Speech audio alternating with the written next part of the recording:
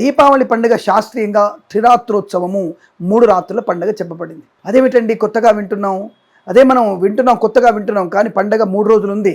ఎప్పటి నుంచి ఉంది అది? నరక చతుర్దశి, అమావాస్య, కార్తీక శుద్ధ పాడ్యమి, ఈ 3 రోజులు మనకి దీపావళి పండుగ. దీన్నే త్రిరాత్రోత్సవ పండుగ అంటారు. అదేమిటండి నరక చతుర్దశి రోజుల పూజ ఏమిటి అంటే, ఆ రోజున మనము నరకాసుడి యొక్క వధ నిమిత్తంగా దీపాలని వెలిగించాలి. మరి మరునాడు లక్ష్మీదేవి ఆవాహనం కోసము, లక్ష్మీదేవి యొక్క ప్రీతి కొరకు, అంటే ఆ అమ్మ సత్యభామ సమేతమైనటువంటి కృష్ణ పరమాత్ముడు నరకాసుడు జరిగినటువంటి తర్వాత అమావాస్య రోజు లక్ష్మీ ఆవిర్భావం జరిగింది. ఈ అమ్మవారి ఆవిర్భావం జరిగిన సమయమే అమావాస్య రోజు కనుక ఈరోజు మనము ఆ లక్ష్మీదేవికి ప్రీతిగా అనేక దీపాల ఆవళి, అంటే దీపాల వరుసను ఏర్పాటు చేసుకోవాలి. ఇక వైదిక దీపావళి ఉంది, అంటే వేదోక్తమైనటువంటి దీపావళి జరుపుకునేది పాడ్యమి రోజు. అది ఒక రకంగా బలిపాడ్యమికి చెప్పబడుతోంది. అలాగే ఆ రోజున మనకి ముఖ్యంగా దివిటీలు కొట్టాలి.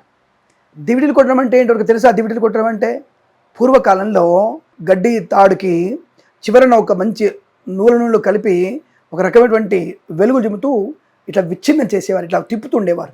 సుదర్శన చక్రంలాగా తిరిగేది, అది దాన్ని దివిటీ కొట్టడం అంటారు. అదెందుకు చేయాలి? సరే, మొదటి రోజు నరకాసుడి వధన కోసం, నరకాసుడి యొక్క వధైన తర్వాత దీపదానం చేయమన్నారు, దీపదానం చేస్తున్నాం.